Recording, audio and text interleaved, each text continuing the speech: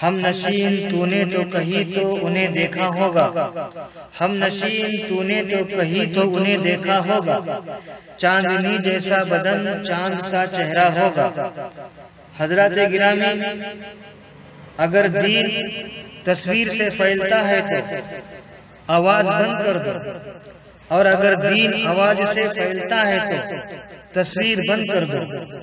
صلی اللہ علی النبی الأمی وآلہ صلی اللہ علیہ وسلم، صلاة و سلام علیک یا رسول اللہ صلی اللہ تعالی علیہ وسلم۔ اٹھا قلم تو علم کی دریا بہا دیے، گھر گھر نبی کے ذکر کے جلسے سجا دیے۔ سرتاب علم دین کا وہ آفتاب ہے، وہ رضا، وہ حامد رضا، وہ مصطفیٰ رضا، وہ ابراہیم رضا، وہ اختر رضا، سب کے سب ہمارے ہیں۔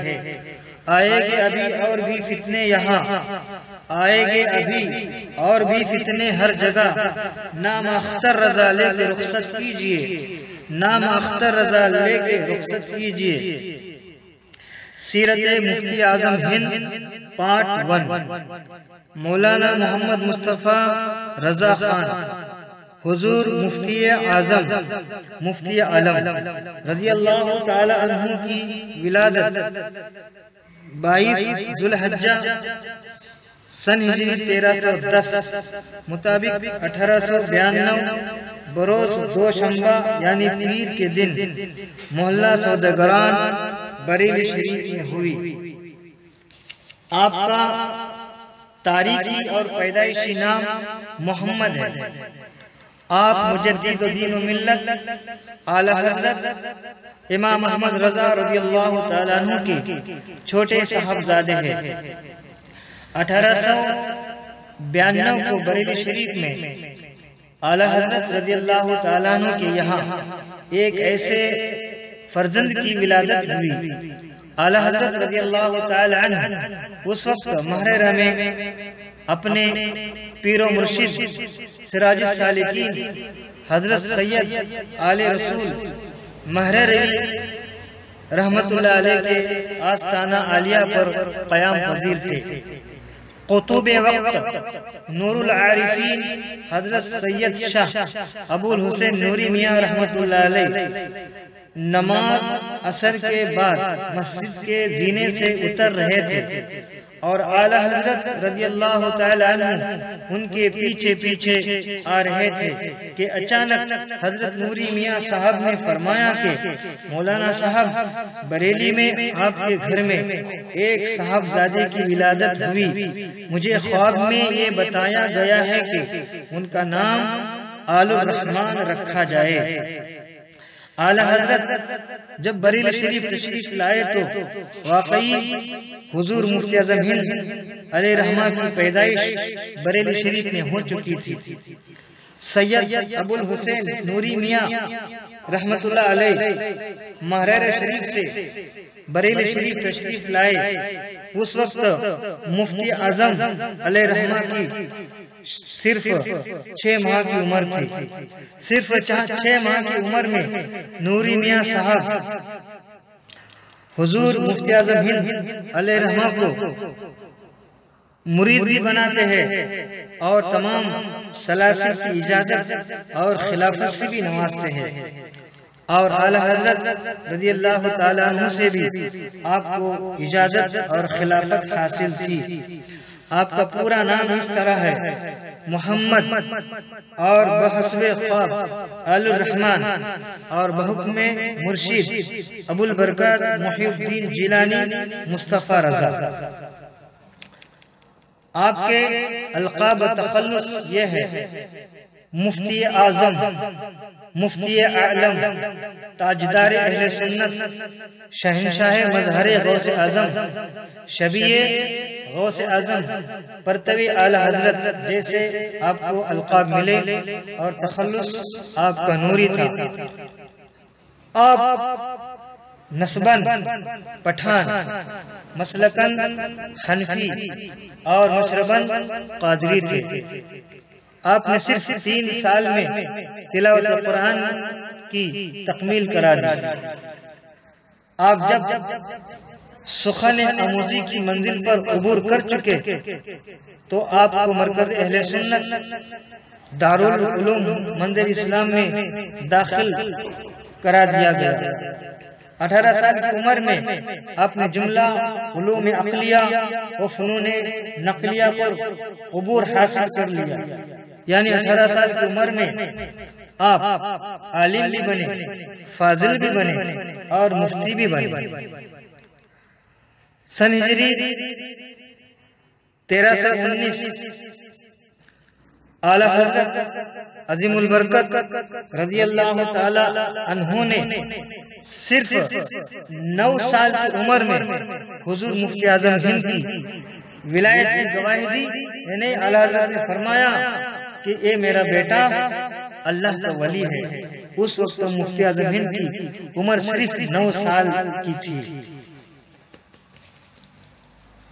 اعلیٰ حضرت عظیم البرکت رضی اللہ تعالیٰ عنہ نے اپنے رب قدیر کی بارگاہ میں گڑ گڑا کر دعا کی کہ اے مالک یوم الدین، اے کارساز حقیقی، تو غفور الرحیم ہے، خداوند بادشاہ، بندہ نوازا، تو جبار و قدیر ہے، تیرے خزانے میں کسی چیز کی کمی نہیں ہے، تو نے زندگی کا ایک خوبصورت پھل شہزادیوں کے علاوہ حجت الاسلام کی شکل میں ضرور عطا کیا ہے، لیکن میں چاہتا ہوں کہ تو مجھے ایک اور ایسی اولاد عطا فرما جو پوری دنیا میں تیرے دین کو سرخرو کر دے، جو تیرے ذکر سے زمین کے ہر خطے کو آباد کر دے۔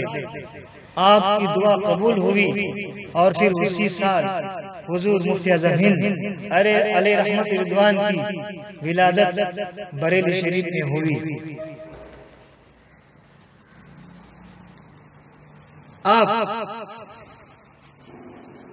آپ نے پہلا فتویٰ 1328 مطابق سنہ 1910 18 سال کی عمر میں پہلا فتویٰ لکھا جو رضاعت کا فتویٰ تھا اور جو بالکل صحیح تھا۔ 72 سال تک فتویٰ نویسی کا کام آپ نے انجام دیا، یعنی حضور مفتی اعظم ہند علیہ رحمت رضوان نے مسلسل 72 سال تک ہے فتوے لکھنے کا کام انجام دیا، اور آپ کا تاریخی فتویٰ رؤیت ہلال سے متعلق ایک خاص اہمیت رکھتا ہے۔ مختلف مسائل پر 1 لاکھ سے زائد فتوے مفتی اعظم ہند علیہ رحمت رضوان نے لکھے ہیں، اور تقریباً 40 علوم و فنون میں آپ کو مہارت حاصل تھی۔ سبحان اللہ۔ برادر اعلیٰ حضرت مولانا محمد رضا خان علیہ رحمت کی اکلوتی بیٹی جو حضور مفتی اعظم ہند کی چچازاد بہن لگتی تھی، اسے آپ کا نکاح ہوا۔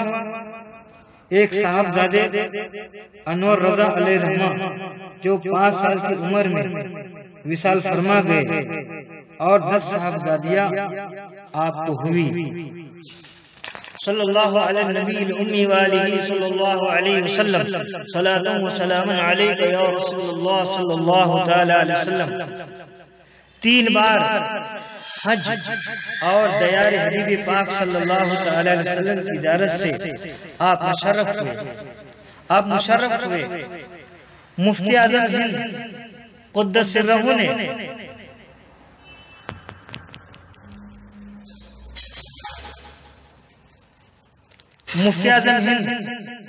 قدس سرہ نے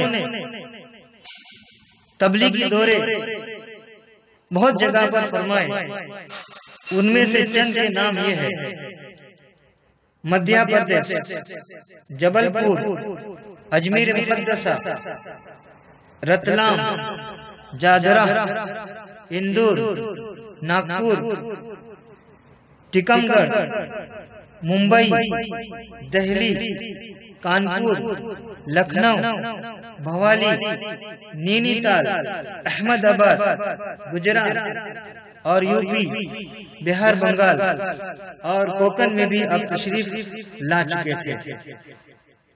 اور یہ تبلیغی دورے پر جب آپ جاتے تو 6 مہینے بریلی شریف آنے کی نوبت نہیں آتی، اور آپ نے ان جگہوں کے صرف ایک بار سفر نہیں کیا، بلکہ ایک جگہ پر اب سینکڑوں مرتبہ تشریف لے جا چکے ہیں، اور اب جس جگہ پر تشریف لے جاتے وہاں پر وہابیت کا اور نجدیت کا صفایا ہو جاتا۔ اور یہ میں نہیں کہتا، خود آپ اپنے نعت کلام میں فرماتے ہیں، خدا ایسی قوت دے میرے قلم میں، خدا ایسی قوت دے میرے قلم میں کہ بد مذہبوں کو سدھارا کروں میں، بد مذہبوں کو سدھارا کروں میں۔ حضور مفتی اعظم ہند کی کیا شان ہے، آپ کے ارد گرد مخلوق کی خدا گھما کرتی تھی، پھیرے لگائے دیا کرتی تھی۔ حضور مفتی اعظم ہند کے 1.25 کروڑ لوگ مرید تھے، اور آپ کے خلفاء کی تعداد اتنی ہے کہ جتنی کہ دوسرے بڑے بڑے پیروں کے مریدوں کی بھی تعداد نہیں ہوتی۔ یہ آپ کی شان ہے، آپ کے مریدین بے مثال اور آپ کے خلفاء بھی بے مثال۔ آپ کے جتنے مریدین ہیں ان سے تو ہم واقف نہیں ہو سکے، لیکن آپ کے جو خلفاء ہیں وہ سب کے سب ہے۔ ان کے اندر، ان کے خلفاء کے اندر ان کا ہی جلوہ نظر آتا ہے، اور ان کا تقوی بھی نظر آتا ہے۔ اور مفتی اعظم ہند کے سارے خلفاء جو ایسے ہیں، جو سب کے سب ہیں، مسلک اعلی حضرت پر سختی سے قائم ہے، اور وہ مسلک اعلی حضرت کی اشاعت اور ترویج بھی کر رہے ہیں۔ حضور مفتی اعظم ہند علیہ رحمت رضوان نے تقریباً 50 سے زائد کتابیں تصنیف فرمائی ہے۔ آپ یادگار کے طور پر آپ کا دارالعلوم مظہر اسلام بریلی شریف میں موجود ہے۔ حضور مفتی اعظم ہند سادات کرام کا بے حد احترام کیا کرتے تھے، اور آپ نے یہاں تک کہ فرمایا کوئی سید، کوئی کسی سید کی بد مذہبیت حد کفر تک نہیں پہنچی ہے تب تک اس کا احترام کرنا چاہیے۔ آپ عورتوں کو کبھی بے پردہ نہیں دیکھتے تھے، اور کسی عورت کو بے پردہ اپنے مرید بھی نہیں کیا۔ اور آج کے بناوٹی پیر، بناوٹی بابا، قوالی بابا اور درگاہوں پر ڈیرے لگانے والے بابا عورتوں کے درمیان، جو بے پردہ عورتیں ہوتی ہیں ان کے درمیان بیٹھتے ہیں، اور ان کی مریدنیاں ان کے جسم کو دباتی ہیں، ان کے ہاتھ پاؤں کو بھی دباتی ہے۔ نئے بناوٹی پیر اپنی مریدنیاں سے پردہ کرتے ہیں، اور نئے ان کی مریدنیاں اپنے بناوٹی پیر سے پردہ کرتے ہیں۔ اور میرے مفتی اعظم ہند کا یہ تقوی ہے کہ اگر کوئی عورت بے پردہ آپ کے سامنے آ جاتی، آپ سختی سے اس کو ڈانٹتے اور پردے کی پابندی کا اہتمام کرنے کے لیے تلقین کرتے۔ آپ کا تقوی، آپ کا فتویٰ، آپ کا لباس، آپ کا کھانا، آپ کا پینا، آپ کا سونا یہ لاجواب ہے، بلکہ حضور مفتی اعظم ہند کی ہر ادا سنت مصطفیٰ ہے صلی اللہ تعالی علیہ وسلم۔ حضور مفتی اعظم ہند علیہ رحمت رضوان کا تقوی دیکھ کر سینکڑوں اور سینکڑوں غیر مسلموں کو اسلام میں داخل ہونے کا شرف حاصل ہوا. ہزاروں بد عقیدہ دولت ایمان سے مالا مال ہو گئے. اب حضور مفتی اعظم ہند علیہ رحمت رضوان کی مزید باتیں، مزید سیرت کے گوشے دوسرے پارٹ میں بیان کروں گا. آپ کا وصال مبارک 92 سال کی عمر میں 14 محرم سن ہجری 1402 مطابق 12 نومبر 1981 شب پنج شنبہ یعنی جمعرات کی رات کو 1:40 پر بریلی شریف میں ہوا. مجدد اعظم کے مجدد بیٹے حضور مفتی اعظم ہند علیہ رحمت رضوان اور مفتی اعظم ہند کے نواسے و جان نشین مجدد اعظم حضور تاج الشریعہ علیہ رحمت رضوان نے مفتی اعظم ہند علیہ رحمت رضوان کی نماز جنازہ پڑھائی. اور یہ ڈنکے کی چوٹ پر میں کہتا ہوں کہ خود تاج الشریعہ سے پوچھا گیا کہ مفتی اعظم ہند علیہ رحمت رضوان کی نماز جنازہ کس نے پڑھائی؟ تو تاج الشریعہ نے خود فرمایا کہ مفتی اعظم ہند کی نماز جنازہ میں نے پڑھائی. وصلی اللہ تعالی علی خیر خلق سیدنا محمد وآلہ وآصحابہ اجمعین. سگے امام احمد رضا خاک پائے جانی میاں تاج الشریعہ رضی اللہ تعالی عنہم سنی بریلوی شافعی ملکہ پوری مہاراشٹر